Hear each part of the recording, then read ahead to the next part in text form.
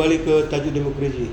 Ini Bung Fawar tadi udah banyak cerita potensi-potensi itu, ada pendidikan, kesehatan, kemudian ada juga UMKM ya, dan ada lagi mungkin nggak yang perlu diberdayakan? Sektor budaya dan pariwisata, Bang. Nah, kalau kita melihat kan Siantar ini di RPJMD-nya sebenarnya sudah jelas. Kalau Siantar ini kan kota jasa, bukan kota industri ya. Nah, kalau kita berangkat dari kota jasa, berarti bisa gambarannya seperti Jogja, Pak. Jogja itu sebagaimana dia kota yang kecil, tapi kalau orang bicara Borobudur, mereka akan bicara Jogja. Kalau orang bicara Candi Prambanan, orang akan bicara Jogja. Nah, Siantar kalau kota jasa, kita lihat sektor pariwisata yang paling besar, yang paling dekat dengan kota Siantar ini kan ada Danau Toba. Tapi kenapa orang bicara Danau Toba tidak identik dengan Siantar? Berarti ada infrastruktur atau kebutuhan sebagai kota jasa itu yang belum dipenuhi oleh kota Siantar. Contoh seperti tersedianya, kita bilanglah dulu untuk kebutuhan turis itu money changer. Kalau kita lihat di Siantar ini, yang saya tahu mungkin hanya ada di Jalan Merdeka dan hanya ada di Jalan Wahidin, hanya 2, dan itu pun tidak tersedia seluruh mata uang asing. Nah, begitu juga dengan fasilitas-fasilitas jasa yang lain.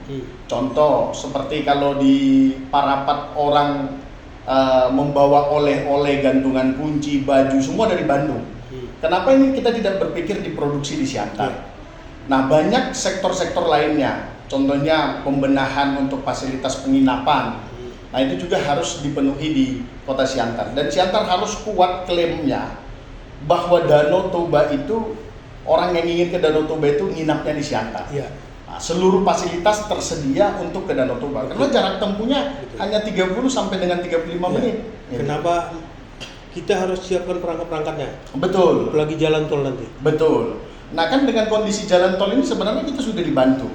Nah, seperti jalan tol Siantar juga mungkin beberapa saat ini akan sudah dibuka karena sudah diresmikan. Jadi gambarannya akses dari Bandara Kuala Namu dengan sampai ke Siantar itu sangat cepat. Nah, kalau kita lihat kan, saya juga pernah sampaikan sama Bung Imran, kalau kita pernah menulis buku Internasional Awam, dan juga ada buku Mata Awam, ini kan gambaran bagaimana saya juga keliling ke beberapa daerah. Bahkan Internasional Awam itu kita launching di 3 negara, di Malaysia, Singapura, dan juga Thailand. Jadi kita bisa melihat perbandingan apa yang bisa kita bawa untuk ke kota kita ini supaya lebih baik, Bang Imran. Inilah dia, paling tidak memang sebenarnya saya memandang Bung Fawar ini orang awam tapi udah menginternasional. Karena judul bukunya itu kan. Betul. Orang awam yang ada di beberapa, katakanlah ASEAN ya. Betul. Jadi perbandingan itu paling tidak, walaupun karakternya beda ya, betul, tapi betul. banyak hal yang bisa diterapkan. Betul. Tapi paling tidak Bung Fawar, kalau kita mau bicara tentang wali kota, perjuangannya ada beberapa tahapan ini yang harus dilewati gitu. Betul. Ya, kalau kita lihat perjuangannya untuk sampai ke wali kota itu kan yang pastinya yang pertama saya tadi sudah katakan, memutuskan diri maju dari jalur partai politik. Berarti harus ada rekomendasi partai politik. Setelah ada rekomendasi partai politik, kemudian kita bicara penetapan di calon di KPU. Nah, untuk menang ini kan butuh kos politik juga. Nah, kos politik ini yang harus betul-betul saya pikirkan dan dipikirkan oleh tim. Dan saya rasa Bang Imran sampai dengan saat ini kita optimis untuk hal itu semua sudah dipersiapkan. Itu paling tidak kos lah katakan ya. Betul, memang harus ada. Ketika Bung Fawar ini sempat dulu sebagai aktivis di jalanan mengkritik, nanti siap dikritik. Tentu. Dan kita juga Bang Imran akan ada tagline pemerintah aman. Pemerintah aman ini akan menyediakan layanan setiap harinya 2 jam untuk masyarakat berinteraksi langsung dengan wali kota, bercerita tentang apa yang mereka rasakan, apa yang mereka keluhkan, dan apa yang mereka inginkan solusi dari wali kota. Jadi akan ada 2 jam waktu di balai kota Bang Imran yang akan saya hadapi sendiri bersama-sama dengan masyarakat. Ini bentuk kalau kita tidak anti kritik. Ini bentuk kalau kita menjemput bola terhadap apa persoalan masyarakat. Karena saya tahu rasanya Bang Imran, bagaimana kita harus berteriak pakai toak karena kita sudah tidak didengarkan. Bagaimana kita harus mendesain bahkan keributan kecil kita bilang di jalanan supaya kita didengarkan oleh wali kota gitu. Itu kita alami sampai dengan bertahun-tahun.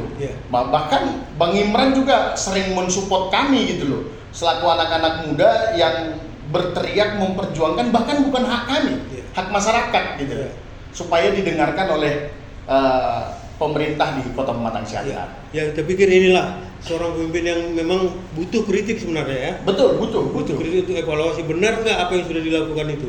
Tanpa kritik kayaknya kita bisa salah langkah ya. Betul Bang Imran.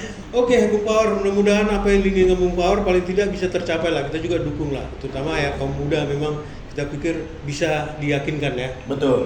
Tapi sebelum mengakhiri acara kita, podcast kita ini, ada nggak pesan yang mau disampaikan sekaligus closing statement? Pesan yang ingin saya sampaikan yang pertama, ya kalau saya mengharapkan seluruh pihak kiranya kita bersama-sama berjuang. Kalau kami mengatakan sama-sama tim, ini harus perjuangan bersama, harus menjadi gelombang yang besar, dan terkhusus juga kepada teman-teman media dimanapun berada, karena saya rasa saya tidak akan sampai di titik ini tanpa branding dari media yang sudah bertahun-tahun bersama dengan kita. Perjuangan ini perjuangan kita supaya Siantar menjadi kota aman, ekonominya aman, pendidikannya aman, kesehatannya aman, pemerintahannya juga aman. Terima kasih. Ya, oke.